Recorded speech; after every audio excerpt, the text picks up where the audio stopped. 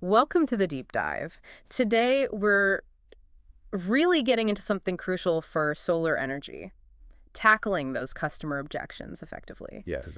We've got some great insights here on how to turn that hesitation, well, turn it into an informed decision. Mhm. So, the mission for you listening, to really grasp these strategies. Mhm. Whether you're maybe considering solar yourself or, just interested in persuasive communication generally. Exactly. So, where do we even start? The source material seems pretty clear on the first step. It really is fundamental. It all starts with genuinely listening, Yeah. like actively understanding what the customer's specific worry is, not just guessing. Right, because just throwing out generic answers won't work, will it? Yeah. You need to know, are they hung up on the upfront cost? Or maybe they're skeptical about the savings, whether it's real. Yeah, or picturing this nightmare installation process, finding that specific concern, that's ground zero.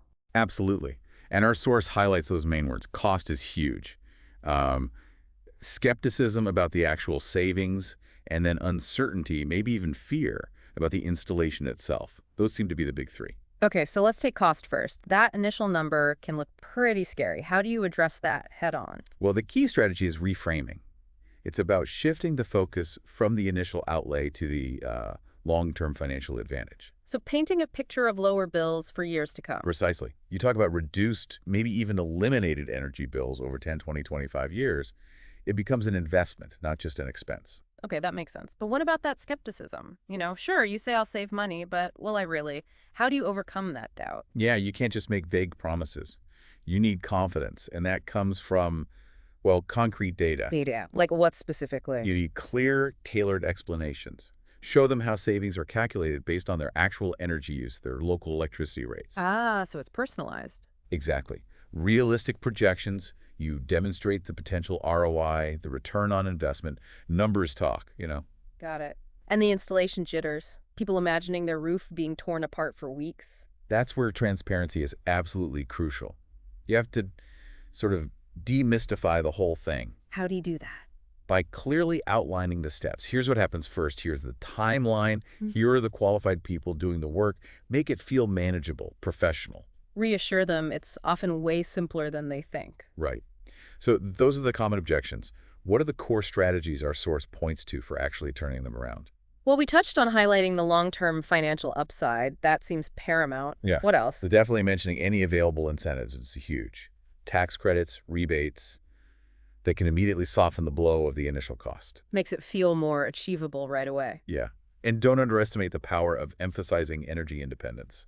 For a lot of people, that's a really strong motivator. That's a good point. It's not just dollars and cents, is it? It's about control, self-reliance. Totally. But here's the thing. None of these great points, the savings, the independence, none of it really lands without trust. Ah, trust. The foundation for any big decision, really. How do you build that, especially if someone walks in already a bit skeptical? Well, a couple of key tactics. Sharing authentic customer success stories is incredibly powerful. Real people, real results. Like testimonials or case studies? Exactly. Yeah. That's social proof, right? Seeing that it worked for someone like them. And offering solid guarantees or warranties really helps too. It reduces perceived risk. Makes them feel secure in the long-term investment. It shows you stand behind the product and the installation. So boiling it down, it seems like a big part is just making the whole process simpler, easier to understand, transparent from start to finish. You nailed it. Keep it simple, keep it clear. No jargon, no confusion. The ultimate goal is to position solar not just as something they buy, but as a smart, forward-thinking investment. A shift in perspective, really. That's the goal. It's less about selling and more about educating, empathizing with their genuine concerns, and guiding them, being a trusted advisor. Okay, so let's wrap this up. Our deep dive today suggests that handling solar objections effectively really hinges on a few core things for you listening.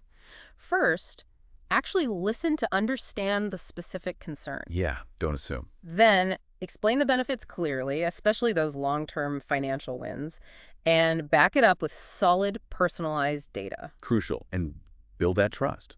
Be transparent, use real examples, offer guarantees. Right. And frame solar consistently as that smart investment in their future, not just another bill. Exactly. Which leads to maybe a final thought for everyone listening. Go for it. Just consider how these principles really understanding objections, showing clear value, building trust, how you could apply those in other parts of your life. Anytime you need to persuade or help someone make a big, important decision, it's pretty universal, isn't it?